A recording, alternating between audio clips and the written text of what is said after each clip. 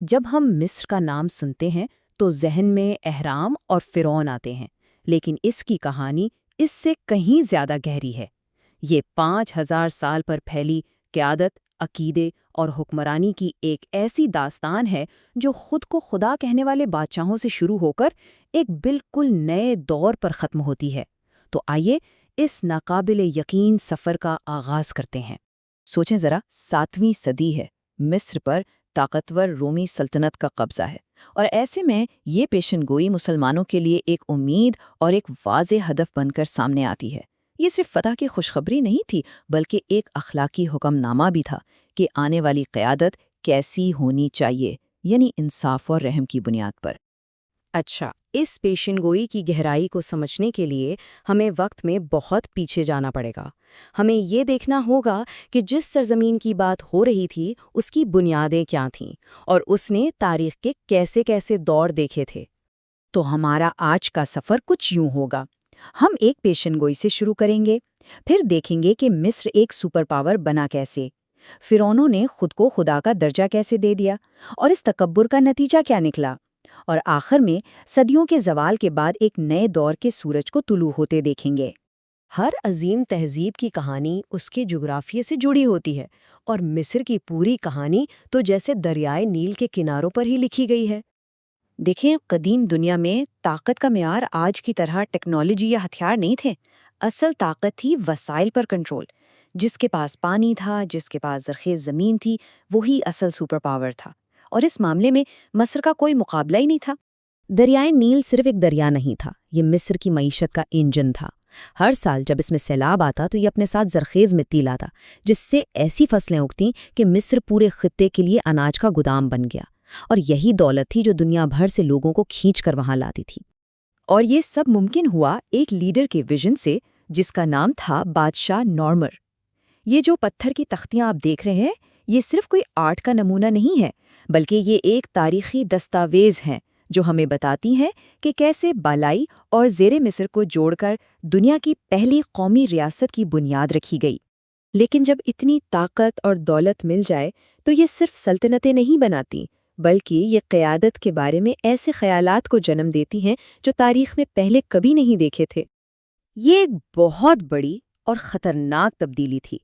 فرعونوں نے خود کو دیوتا قرار دے کر سیاسی اور روحانی دونوں طاقتیں اپنی ذات میں جمع کر لیں۔ اب وہ صرف حکمران نہیں تھے، وہ معبود بھی تھے، اور لوگوں کی قسمت کو ان کی پوجا سے جوڑ دیا گیا تھا۔ اچھا، خود کو خدا ثابت کرنے کے لیے لافانی ہونا تو ضروری تھا نا؟ ممی بنانے کا یہ جو پیچیدہ عمل ہے، یہ اسی عقیدے کا ثبوت تھا۔ یہ صرف جسم کو بچانا نہیں تھا، بلکہ یہ فرعون کے دیوتا بننے کے سفر کو یقینی بنانے کی ایک مذہبی رسم تھی، اور اس میں سب سے اہم دل کو سمجھا جاتا تھا، کیونکہ وہ اسے روح کا مرکز مانتے تھے۔ ظاہر ہے، اگر جسم کو ہمیشہ کے لیے محفوظ رکھنا ہے تو اسے ایک ابدی گھر کی بھی ضرورت ہوگی۔ اسی سوچ نے اہرام کی تعمیر کو جنم دیا۔ یہ صرف قبریں نہیں تھیں، یہ فرعونوں کے لیے دیوتا کے طور پر زندہ رہنے کی مشینیں تھیں، اور زمین پر ان کی طاقت کا سب سے بڑا اشتہار تھیں۔ ان کی تعمیر کا پیمانہ کیا تھا، اس کا اندازہ لگانا بھی مشکل ہے۔ صرف یہ سوچیں کہ گیزا کے عظیم اہرام کا وزن آج کی دنیا کی سب سے اونچی عمارت برج خلیفہ سے تقریباً 12 گنا زیادہ ہے۔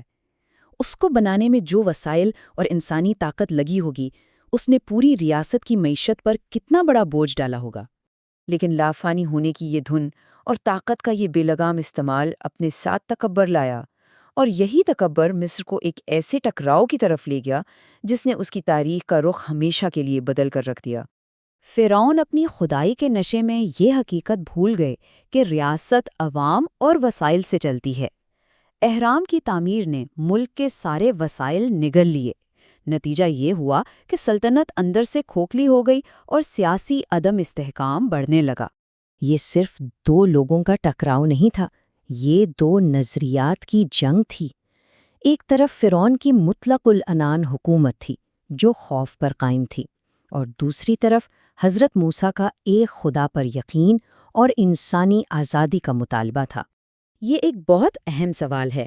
مصری دستاویزات میں اس واقعے کا ذکر نہیں ملتا، اور اس کی ایک بڑی وجہ یہ ہو سکتی ہے کہ فرعون اپنی شکست اور ذلت کو کبھی تاریخ کا حصہ بننے ہی نہیں دیتے تھے۔ ان کی تاریخ تو صرف جیت اور کامیابیوں کی داستان تھی۔ تو مذہبی روایات سے ہٹ کر بھی دیکھیں تو ایک تاریخی حقیقت پر سب کا اتفاق ہے۔ اسی دور کے بعد مصر کا سنہری دور ختم ہو گیا۔ رمسیس دوم کے بعد کوئی بھی فرعون مصر کو اس کی پرانی شان و شوکت واپس نہیں دلا سکا، اور سلطنت زوال کی ایک لمبی ڈھلوان پر چل پڑی۔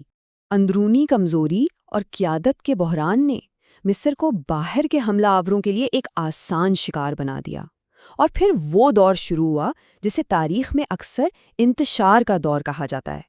اگلے 1500 سالوں تک مصر غلامی کی زنجیروں میں جکڑا رہا۔ کبھی فارسیوں نے قبضہ کیا تو کبھی یونانیوں نے، پھر سکندر اعظم آیا اور آخر میں رومیوں نے اسے اپنی کالونی بنا لیا۔ تقریباً 7 صدیوں تک روم نے مصر کے وسائل کو اپنی سلطنت کو مضبوط کرنے کے لیے بے دردی سے لوٹا۔ صدیوں کی غلامی کے بعد اب وقت آ گیا تھا کہ تاریخ ایک نیا موڑ لے اور وہ پیشن گوئی پوری ہو جس کا ذکر ہم نے شروع میں کیا تھا۔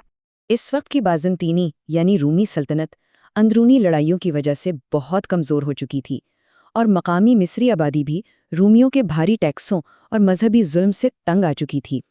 اس صورتحال نے مسلمانوں کی آمد کے لیے راستہ ہموار کر دیا۔ مصر میں آنے والی یہ نئی قیادت اپنے فلسفے میں پرانی قیادت سے بالکل مختلف تھی۔ جہاں فرعونوں کی حکومت کا مرکز ان کی اپنی ذات اور لامحدود ہونے کی خواہش تھی، وہیں خلفاء کی قیادت کا مرکز خدا کے سامنے جواب دہی اور عوام کے لیے انصاف تھا۔ یہ ٹیبل اس فرق کو بہت اچھی طرح واضح کرتا ہے۔ فرعون خود کو زمین پر خدا سمجھتا تھا اور لوگوں کو اپنا غلام۔ اس کی میراث پتھر کے مقبرے تھے۔ اس کے بالکل برعکس خلیفہ عمر جیسے رہنما خود کو خدا کا بندہ اور عوام کا خادم سمجھتے تھے۔ ان کی میراث انصاف پر مبنی ایک نظام تھا، اور انہوں نے لوگوں کو رشتہ دار سمجھا، بالکل ویسے ہی جیسے پیشین گوئی میں ہدایت کی گئی تھی۔ مصر کی تاریخ ہمیں قیادت کے بارے میں ایک بہت گہرا سبق سکھاتی ہے۔ یہ ہمیں سوچنے پر مجبور کرتی ہے کہ اصل طاقت کیا ہے۔